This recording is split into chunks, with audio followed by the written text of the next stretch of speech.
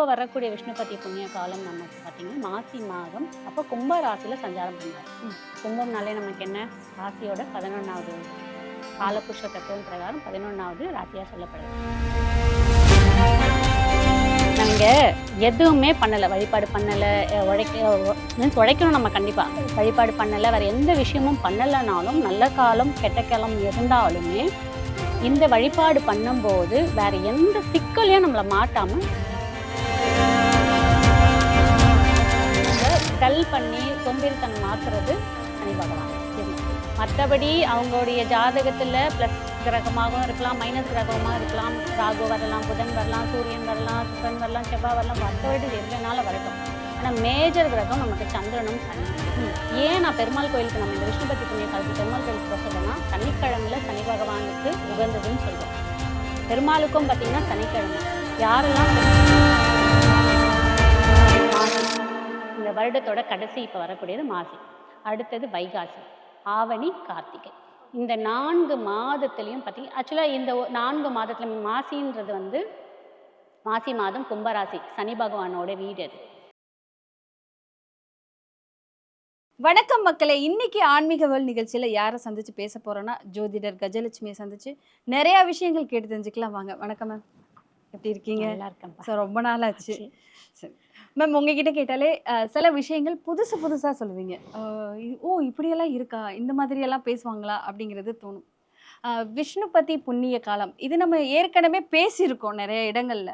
ஆனாலுமே விஷ்ணுபதி புண்ணிய காலம் அப்படின்னு சொல்லிட்டு நிறைய பேர் அதற்கான விஷயங்களையும் அந்த நாட்களுக்கான முக்கியத்துவமும் கொடுத்துட்டு இருக்காங்க.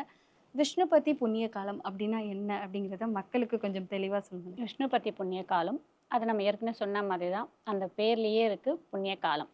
ஸோ இது பார்த்திங்கன்னா வருடத்தில் 4 தமிழ் மாதத்தில் வரக்கூடிய முக்கியமான நாள். அதாவது சூரிய பகவான் ஒவ்வொரு தமிழ் மாதமும் ஒவ்வொரு ராசியில் சஞ்சாரம் பண்ணுவார். இப்போ வரக்கூடிய விஷ்ணுபதி புண்ணிய காலம் நமக்கு பார்த்திங்கன்னா மாசி மாதம். அப்போ கும்ப ராசியில் சஞ்சாரம் பண்ணுவார். கும்பம்னாலே நமக்கு என்ன, ராசியோட 11வது வீடு, காலபுருஷ தத்துவம் பிரகாரம் 11வது ராசியாக சொல்லப்படுது. அந்த வீட்டில் சூரிய பகவான் சஞ்சரிக்கும் போது நமக்கு பெருமாள் கோவிலில் போய் நம்ம வழிபாடு எடுத்துக்கும் போது நமக்கு புண்ணியமான நிறைய காலங்கள் கிடைக்கும், புண்ணியமான விஷயம் கிடைக்கும். நிறைய பேர் என்ன சொல்கிறாங்கன்னா, நாங்கள் வழிபாடு எடுத்தோம், எங்களுக்கு சில பாசிட்டிவ் கமெண்ட்ஸ் ஒரு 80 பேர் கொடுத்தாலும் 20 பேர் நெகட்டிவ் கமெண்ட்ஸ் கொடுக்கறதுக்கும் இருப்பாங்க.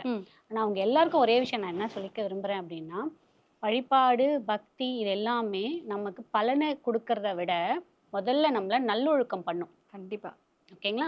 நம்மளை வேற எந்த விஷயத்துலையும் சிக்காம நம்மளை காப்பாற்றும். கண்டிப்பாக. அதுக்கப்புறம் நம்மளுடைய மனசை இங்கே அங்கன்னு அலைப்பாய விடாமல் தடுக்கும். இதுதான் ஒரு வழிபாட்டோட முக்கியத்துவமே. விஷ்ணுபதி புண்ணிய காலம் பண்ணும்போது நமக்கு முதல்ல இதுதான் கிடைக்கும். முதல்ல பக்தி, அந்த பக்தியோட ஃபுல் பவர் நமக்கு கிடைக்கும். 1.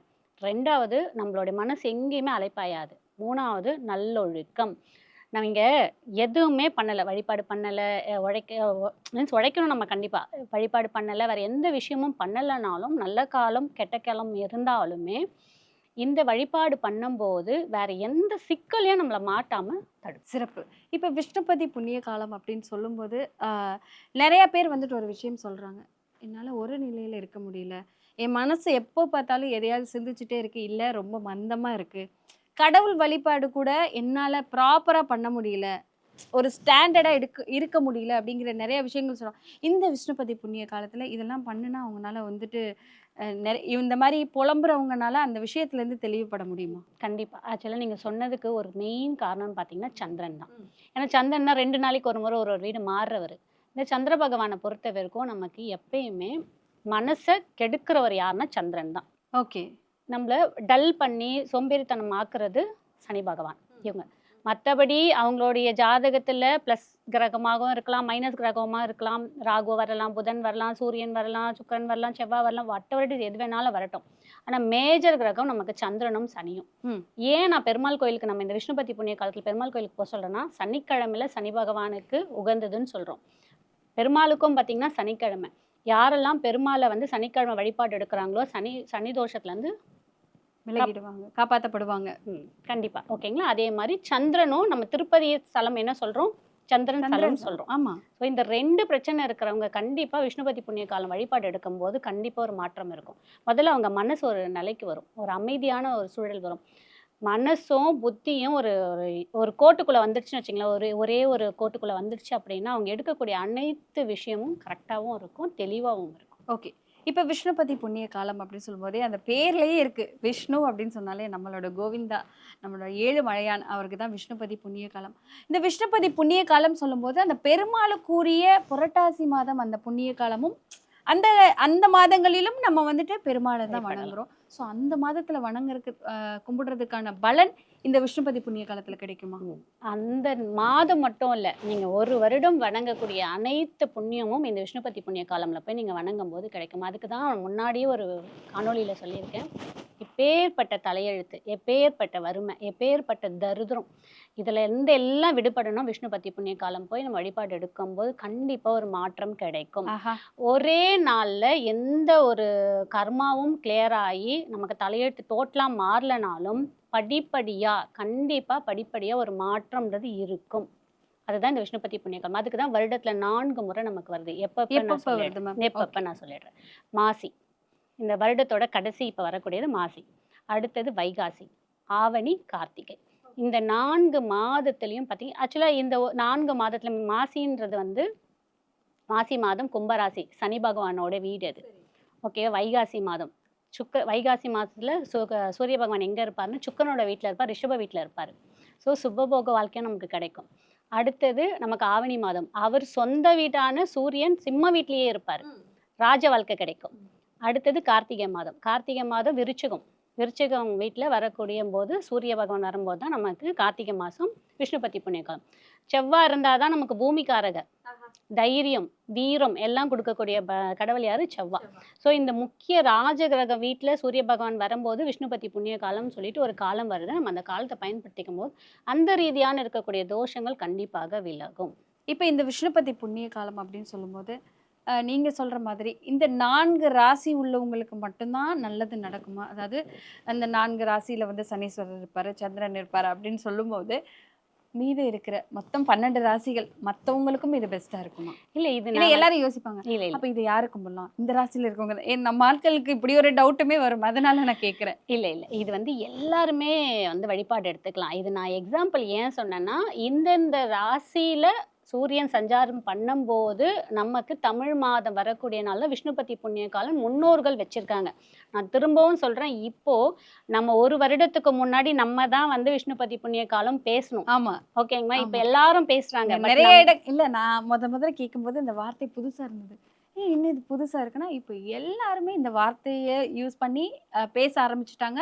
எல்லாருமே இதுக்கு ஒரு விளக்கம் கொடுக்க ஆரம்பிச்சுட்டாங்க. அப்ப வந்து தெரியுது இது ரொம்ப முக்கியமான நாட்கள் அப்படின்னு. ஸோ சொல்லக்கூடாது மேம். கஜலட்சுமி மேம் தான் ஃபர்ஸ்ட் வந்துட்டு இந்த விஷயத்த சொன்னாங்க. உட்காந்து கேட்டதுமே நான் தான் இந்த விஷ்ணுபதி புண்ணிய காலம் அப்படிங்கிறது. ஸோ நீங்க வந்துட்டு புதுசா ஒவ்வொரு மாதமும் ஒவ்வொரு புண்ணிய காலம் கொண்டு வருவீங்க. ஒவ்வொரு விஷயங்களுமே சொல்லுவீங்க. இதுல விஷ்ணுபதி புண்ணிய காலம் அப்படி இருக்கு அப்படின்னு தெரிய வந்தது எனக்கெல்லாம் உங்க மூலமா தான் தெரிய வந்தது. இப்ப குறிப்பா இந்த விஷ்ணுபதி புண்ணிய காலத்துல சில பேர் நான்வெஜ் எடுத்துப்பாங்க, சில பேர் வந்துட்டு நான்வெஜ் சாப்பிட மாட்டாங்க. ஸோ இந்த மாதிரியான புண்ணிய காலத்துல நம்ம எந்த மாதிரியான விஷயங்களை கடைபிடிச்சா நல்லது? இப்போ நம்ம கேட்டிங்களா, அதுக்கு நான் ஒரே ஒரு விளக்கம் மட்டும் கொடுத்துட்றேன். ஆக்சுவலா இந்த விஷ்ணுபதி புண்ணிய காலம் காலங்காலமா இருக்கு. நான் புதுசா கொண்டு வரல. காலங்காலமா இருக்கு. ஆனா இதை வெளியில யாரும் கொண்டு வரல. இதை வெளியில கொண்டு வராம ஒரு செட் ஆஃப் பீப்புள் மட்டுமே வழிபாட்டு கொண்டு பண்ணிட்டு இருந்தாங்க. அவங்க மட்டுமே இந்த பவரை வாங்கிட்டு இருந்திருக்காங்க. கண்டிப்பா வாங்கிட்டு இருந்தாங்க. அதோடைய முழு பலனை வாங்கிட்டு இருந்தாங்க. ஆனா என்னோட குருவான திரு வெங்கடேஷ் சுவாமிகள் திருவண்ணாமலையில சித்தர் இருக்கார் பார்த்தீங்களா, அவரோட ஜீவ சமாதி, அவரு சொல்லி அவரோட புக்ல படிச்சு நான் அதை பின்பற்றினதுக்கு அப்புறம் தான் அதை நான் வெளியில கொண்டு வந்தேன். இப்ப எல்லாரும் பேசுறாங்க. பட் அவரோட விருப்பம் இது எல்லாருக்கும் போய் சேரணுன்றதுதான். அதை நான் அவருடைய என்ன சொல்றது, ஒரு தொண்டனா இருந்து என்னால முடிஞ்சது சின்ன சின்ன செஞ்சுட்டு இருக்கேன். விஷ்ணுபதி புண்ணிய காலம் யாரு வேணாலும் 12 ராசியில இருக்க, 27 நட்சத்திரத்துல இருக்க, 12 லக்னத்துல இருக்கவங்க யார் வேணாலும் வழிபாடு எடுத்துக்கலாம். இவங்க அவங்கன்னு கிடையாது. சுக்கிரன் பிளஸோ மைனஸ் அதெல்லாம் நீங்க எதையுமே கவலைப்படாதீங்க. சூப்பர். இந்த வழிபாடுன்றது வந்து பர்ட்டிகுலர் டைம், பர்ட்டிகுலர் நாள் வரக்கூடியது. வருடத்துல 4 முறை. இந்த நாள்ல மட்டும், இந்த நேரத்துல மட்டும் நீங்க எடுத்துக்கங்க. வழிபாடு ரொம்பவே சிறந்ததா இருக்கும். இத தாண்டி நீங்க வீட்ல என்ன பூஜை பண்ணலான்றதையும் சொல்லலாம். இத தாண்டி நீங்க என்ன பண்ணலாம்னு ஒவ்வொண்ணா நான் சொல்லிட்டு இருக்கேன். ஓகே. இதுல இப்ப எப்ப வருதுன்னு பார்த்தீங்கன்னா, மாசி மாதம் இங்கிலீஷ் டேட் பார்த்தீங்கன்னா 13/2/2026 கரெக்டா வெள்ளிக்கிழமை நமக்கு வருது. அடுத்த வாரத்துல வருது. அதாவது மிட் வந்து பார்த்தீங்கன்னா, நமக்கு குருவாரம் முடிஞ்சு, ஏன்னா விஷ்ணுபதி புண்ணிய காலம்ன்றது எப்போ ஆரம்பிக்கும் பார்த்தீங்கன்னா, மிட் நைட் 1:30 மணிக்கு ஆரம்பிக்கும் நமக்கு. நைட்டு தான் ஆரம்பிக்கும். ஆரம்பிக்கும். Okay ma'am. ஆரம்பிச்சு காலையில 10:30 மணி வரைக்கும் இருக்கும். அது இந்த நேரத்துல வழிபாடு எடுக்க தான் சால சிறந்தது. ஆனா நம்ம நைட்டு அந்த 1 மணிக்கு தான் பண்ணணும். ஆனா நமக்கு எந்த கோவிலும் திறந்திருக்காது. அதனால விடிய காலையில 4:30 மணிக்கு உங்க ஊர்ல இருக்கக்கூடிய எந்த பெருமாள் கோயில் வேணாலும் எடுத்துக்கோங்க. சரி. எடுத்துட்டு அந்த பெருமாள் கோவில்ல உங்களால முடிஞ்சான்னா தாமரைப்பூ, இல்ல மல்லிகைப்பூ, இல்ல ஏலக்காய், இல்ல கொண்டக்கடலை, இல்ல உடைச்ச கடலை, உங்களுக்கு என்ன எதுக்கு நான் இதெல்லாம் சொல்றேன் அப்படின்னா, எண்ணிக்கைக்காக 27 எண்ணிக்கை கருவறையில, கொடிமரத்துல இருந்து கருவறை 27 சுத்து வலம் வாங்க. வலம் வந்துட்டு அதுக்கு முன்னாடி பெருமாள் கோயிலுக்கு போயிட்டு முதல்ல விழுந்து நமஸ்காரம் பண்ணிட்டு 2 நெய் தீபம் முடிஞ்சா ஏத்தி வைங்க. கொடிமரத்தாண்ட ஏத்தாதீங்க. ஏன்னா நான் இப்போ ஒவ்வொரு விஷ்ணுபதி புண்ணிய காலத்துலையும் பார்க்குறேன், மக்களுக்கு ஒரு நல்ல விஷயம் சொல்லும்போது அதை பயன்படுத்திட்டு அடுத்தவங்களுக்கு டிஸ்டர்பன்ஸ் கொடுக்கக்கூடாது. 1. 2வது கோவிலையும் அசுத்தம் பண்ணக்கூடாது. பண்ண கண்டிப்பா மாட்டேங்கிறாங்க. கண்டிப்பா எல்லாம் அந்த கொடி மரத்துல தான் பண்ணிடுறாங்க. அந்த மாதிரி பண்ணாதீங்க. 2 நாளைக்கு முன்னாடி பாத்தீங்களா மேம், இந்த காணொலியில நான் அதை சொல்லிடுறேன். தைப்பூசம் வந்தது. வடபழனியா? வடபழனின்னு இல்ல, போறது நம்ம சாமி கும்பிடுறதுக்காக. அதுல பார்த்தா வந்துட்டு என்ன விஷயங்கள்லாம் பண்ண, ஒரு விளக்கு மேலேயே விளக்கு வச்சு பொருத்த கூடாதுன்னு நீங்களே சொல்லியிருக்கீங்க. ஆனா அந்த விளக்கு மேலே விளக்கு வச்சு பொருத்துனாங்க. ரோடு ஃபுல்லா தீபம் போட்டு வச்சுட்டாங்க. ரோடு ஃபுல்லா குப்பை போட்டு வச்சுட்டாங்க. சாமி வந்துட்டு இதெல்லாம் பண்ணி சாமி கும்பிட சொல்லவே இல்லை. எங்கேருந்து வேணாலும் சாமி கும்பிடலாம் அப்படிங்கிறத சொல்லுது. நீங்கள் சொன்ன மாதிரி கொடிமரத்தை சுற்றியுமே விளக்கு போடுற நெய் டப்பா எல்லாமே அந்த இடத்துலயே போட்டு அந்த இடத்த அசுத்தப்படுத்தி வச்சுருந்தாங்க.